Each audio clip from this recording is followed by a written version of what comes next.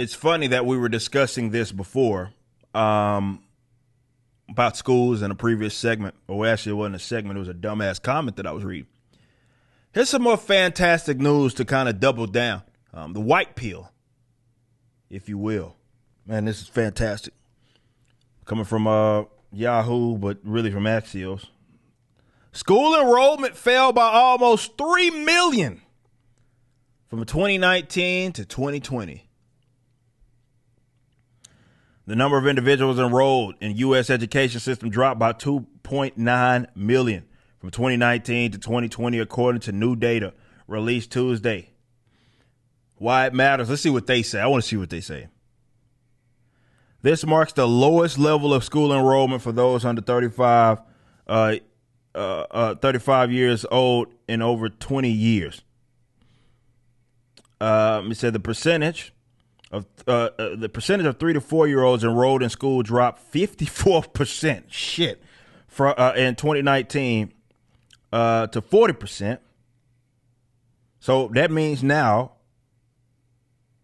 yeah, like they say, making it the first time since '96 that fewer than half of the kids in this age group were enrolled in school. 3 to 4 year old children of working mothers also saw a greater drop in nursery school enrollment than others of the same age group. Enrollments in nursery school dropped by 25%, while enrollments in kindergartners fell by 9%.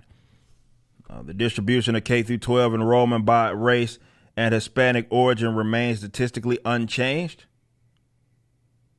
Overall, college enrollment fell to its lowest since 2007, which the majority of the decline attributed to the two-year institutions, which saw the lowest enrollment levels in 20 years. However, graduate school enrollments remained steady. The Census Bureau cautioned that the data may have been impacted by data collection challenges spurred during the pandemic and noted that the overall response rate to its current population survey was lower in 2020 than 19. Okay, makes sense. I don't think, however, that's unlike what we see in the trends. I can't remember what was it, San Francisco, that we had covered last week on For Canon's Sake, where they're about to basically lose $35 million or something like that because their enrollment dropped so much.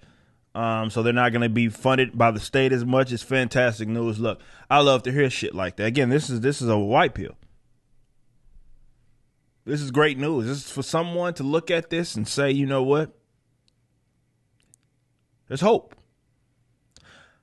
I've been of the position, and many people like myself, that you don't address the issues that we have right now with liberty, definitely going into future generations, unless you address the problem of that public education system. And the best way you could do it is to get your kid the fuck up out of there.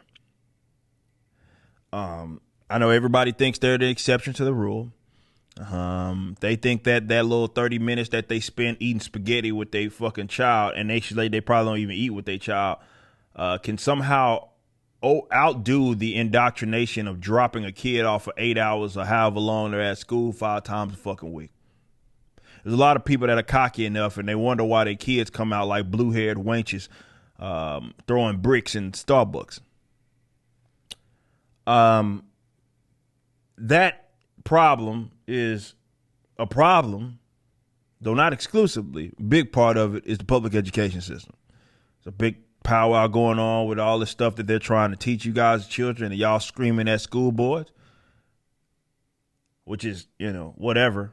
I think you should just get the kid the fuck up out of there. Again, it's not that everybody says, oh, well, I can't do it. It's too difficult. It's easy for you to say. I got to work, all this. I get all of that. I did learn during the pandemic, though, that there are a lot of people that hate their fucking children. Everybody loves their children on the internet, right? Oh, my God, do everything for them. They don't spend any fucking time with their child. And despite knowing all of the crooked and bad shit, they even when they was even in school, because some of these people that are having kids are my age, it wasn't that long you were in public school. You know how rotten it is, and you know how more rotten it is getting. And despite knowing this, how abusive it is, you continue to drop your children off. I don't know, man. At some point, I think that's got to be conflated with kind of child abuse, but I digress. This is what I am saying. One of the best ways to help the future generation is to not give your child access to the state, or rather your child's mind, and having the state be able to access, because you know at that age they're like fucking sponges, baby. So when I hear stories like this, it's awesome. People are learning that, it's not as expensive, right? There are actually economic alternatives that don't cost, X amount of dollars, right? Yeah, there are private schools out there that may cost a lot, but there's also co-ops, and neighborhood co-ops and homeschooling efforts and other alternatives to simply dropping your kid off at a fucking indoctrination camp. And the more people learn about that stuff, and by the way, y'all be sure to look at Ron Paul's curriculum if you're looking for something as well. But seriously, there are alternatives to whatever the fuck it is that we got with this public education system. And I absolutely love it that people now more than ever, and unfortunately it did take the pandemic to do it. And about the pandemic, I'm not talking about the virus. All the virus did was expose how corrupt like these teachers unions and all of that are. And how this ain't got nothing to do with your child, how they whip the state into shape, which is what the teachers unions effectively are doing. And your child comes last.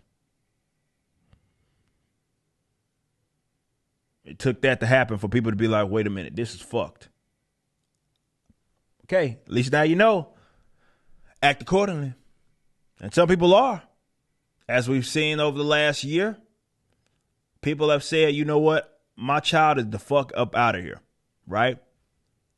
And I love to see that. I absolutely love to see that. I hope we see more of that. I encourage you guys to look into those alternatives. But if it doesn't, this is my point. It doesn't get addressed, whether it be with the abolition of the Department of Education, hell, abolition of public school systems in general, and making it completely marketized. And there's going to be someone in the chat. Oh, what about the poor? Anyway, like I was saying, these alternatives need to be completely marketized. I would love that. But in the time being, the best thing you could do, as difficult as it may be for some of y'all, is to get your kids the fuck up out of them schools. You just watched a clip from my podcast, For Canon's Sake. Catch us live at 12 p.m. throughout the week over at youtube.com/YoungRipper59 and follow us over at odyssey.com/@YoungRipper59. If you want to watch the entire video cast after the show is over, just be sure to become a member on the YouTube channel. Of course, the full audio portion of the podcast is available for free on all major digital platforms, or just visit forcanonsake.com.